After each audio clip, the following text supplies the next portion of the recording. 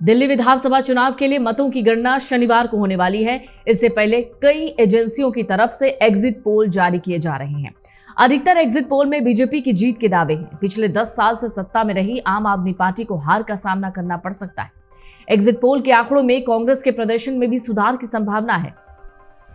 Exit poll के दावों के बाद वोटों की गिनती से पहले एग्जिट पोल ने सस्पेंस बढ़ा दिया है। टुडेज चाणक्य के सर्वे में कौन आगे है, जान लीजिए। टुडेज चाणक्य एग्जिट पोल के मुताबिक दिल्ली की 70 सीटों में से बीजेपी को 51 सीटों पर जीत का अनुमान लगाया गया है। आम आदमी पार्टी को 19 सीटें मिल सकती हैं। बीजेपी को 49% वोट मिलने का अनुमान जताया गया है। वहीं आम आदमी पार्टी को 41% और अन्य के खाते में 10% वोट जाने की बात कही गई है। एक्सिस माई इंडिया के सर्वे में भारतीय जनता पार्टी को 45 से 55 सीटें, आम आदमी पार्टी को 15 से 25 सीटें मिलने की संभावना जताई गई है। इसके साथ ही कांग्रेस के खाते में 0 से 1 सीटें जा सकती हैं। बीजेपी को आम आदमी पार्टी से 6% ज्यादा वोट मिलने का अनुमान जताया गया है।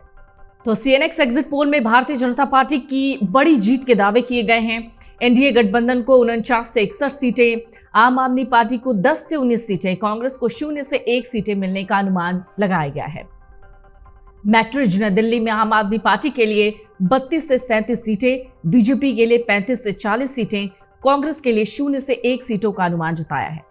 पीपल्स इनसाइट ने अपने एग्जिट पोल में आम आदमी पार्टी को 25 से 29 सीटें, बीजेपी को 40 सीटें, कांग्रेस को 0 से 1 सीटें देने का अनुमान जताया है।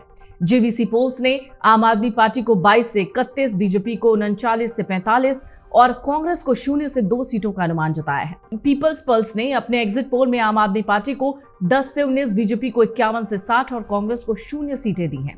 पी मार्क के एग्जिट पोल्स में आम आदमी पार्टी को 21 से 31, बीजेपी को 39 से 49 और कांग्रेस के लिए 0 से 1 सीटों का अनुमान जताया है।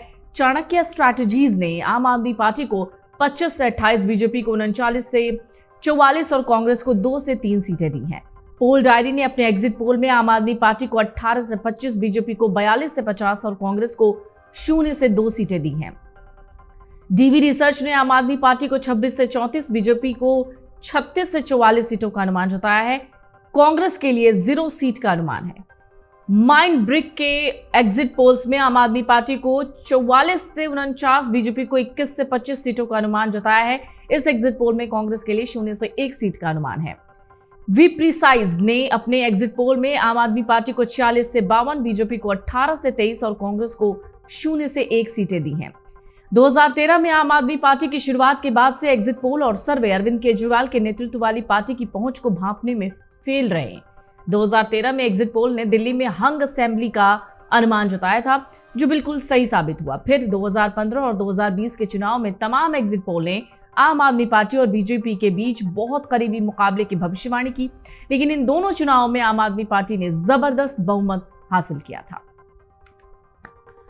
अब इसके साथ ही दिल्ली में वोटिंग के बाद जो एग्जिट पोल आए, उनमें बीजेपी सरकार बनाती हुई नजर आ रही है। अगर एग्जिट पोल के नतीजे चुनाव के नतीजों से मेल खाते हैं तो सवाल उठता है, फिर दिल्ली का नया मुख्यमंत्री कौन होगा? ऐसा कौन सा चेहरा जिसे बीजेपी दिल्ली की कमान सौंपेगी? बीजेपी के लिए सीएम फेस का चुनाव एक कठिन टास्क है, क्योंकि यहाँ कई ऐसे बड़े चेहरे हैं जो इस रेस में आगे चल रहे हैं। एग्जिट पोल के नतीजों के बाद कई ऐसे नेता हैं जिनकी बोलचाल को देखकर लग रहा है कि वो खुद को उस रेस में देख रहे हैं।